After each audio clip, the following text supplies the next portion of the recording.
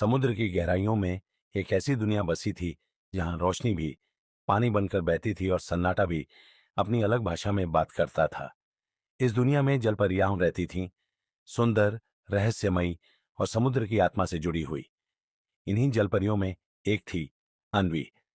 अन्वी साधारण जलपरी नहीं थी। उसकी आंखों में केवल लहरों की चमक नहीं, बल्कि समय की परछाइयां भी तैरती थीं। वह बीते हुए कल की आहट सुन सकती थी और आने वाले कल की लहरें महसूस कर सकती थीं। यही कारण था कि उसका जीवन हमेशा दूसरों से अलग रहा। अन्वी का जन्म मोर नील नामक जलपरी कबीले में हुआ था।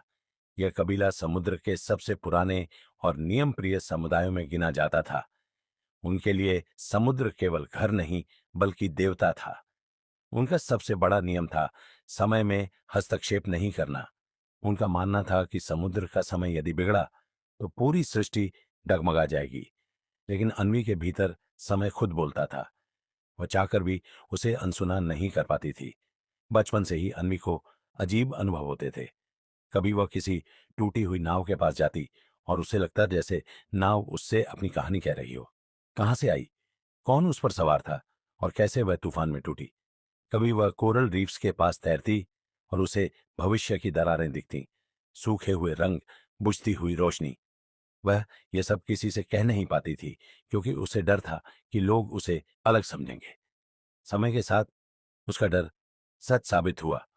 कबीले के बुजुर्गों को जब उसकी शक्ति का आभास हुआ तो वे चिंतित हो उठे। उन्हें अन्वी में वही जोखिम दिखाई देने लगा जो वर्षों पहले उसकी मां में था। उसकी मां भी समय को सुन सकती थी और उसी शक्ति ने उसे समुद्र के रहस्यों के बहुत करीब पहुंचा दिया था। एक दिन वह लौटी ही नहीं। कहा गया कि समय ने उसे अपने भीतर खींच लिया। उस घटना के बाद से अन्वी को हमेशा संदेह और भय की दृष्टि से देखा जाने लगा। एक दिन समुद्र के तल में हलचल हुई।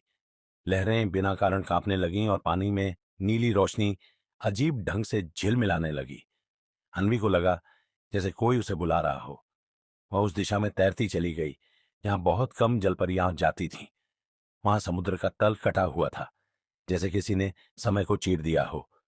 उसी जगह उसे एक पुरानी पीतल की घड़ी मिली, जिसकी सुइयां आगे नहीं, पीछे चल रही थीं। जैसे ही अन्वी ने घड़ी को छुआ, उसके चारों ओर दृश्य बदलने लगे। उसे समुद्र का भविष्य दिखने लगा। सूखे हुए कोरल, शांत हो चुकी लहरें और जलपरियों की दुनिया का अंत। वह घबरा गई। घड़ी के भीतर से एक धीमी सी आवाज आई, समय का समुद्र जाग रहा है। समय का समुद्र कोई साधारण स्थान नहीं था। वह समुद्र के भीतर छिपा एक ऐसा आयाम था जहां समय बहता नहीं, बल्कि इकट्ठा होता था। सदियों की गलतियां, लालच और उपेक्षा वहीं जमा हो जाती थीं। यदि वह फूट जाता तो समुद्र ही नहीं, पूरी दुनिया एक साथ बूढ़ी हो जाती। अन्वी समझ गई कि यह संकट केवल जलपरियों का नहीं, बल्कि मनुष्यों का भी है। अपने कबीले के नियम तोड़ते हुए अन्वी समय के समुद्र की ओर बढ़ी। रास्ता आसान नहीं था। वहां पहुंचने के लिए उसे स्मृतियों की लहरों से गुजरना पड़ा, जहां उसे अपना बचपन, मां की मुस्कान और कबीले की उपेक्षा सब एक साथ देखना पड़ा। हर याद उसके दिल को भारी कर रही थी, लेकिन वह रुकी नहीं। समय के समुद्र के किनारे उसे इरावण मिला, काल रक्षक। उसका शरीर जलचर जैसा था, लेकिन परछाई किसी और ही दुनिया की लगती थी। इरावण ने उसे बताया कि मनुष्यों द्वारा समुद्र का अंधाधुंध दोहन, प्रदूषण और लालच ने समय का संतुलन बिगाड़ दिया है। समुद्र सब सहता रहा, लेकिन समय नहीं सह पाया। इरावण ने अन्वी को चेतावनी दी कि समाधान का रास्ता बलिदान से होकर जाता है। किसी एक को अपनी शक्ति छोड़नी होगी।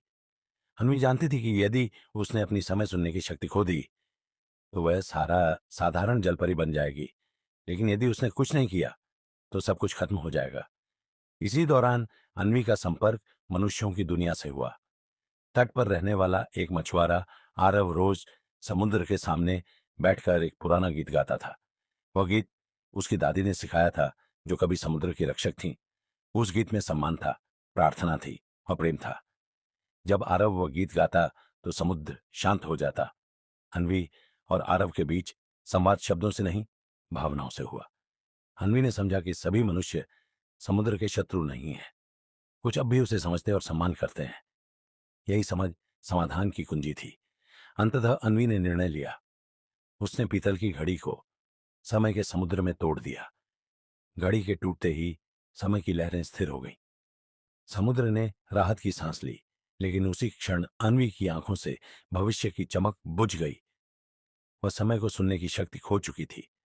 जब अन्वी अपने कबीले में लौटी तो वह बदल चुकी थी। अब वही भविष्य नहीं देख सकती थी, लेकिन उसके भीतर गहरा सुकून था। समुद्र फिर से संतुलित था।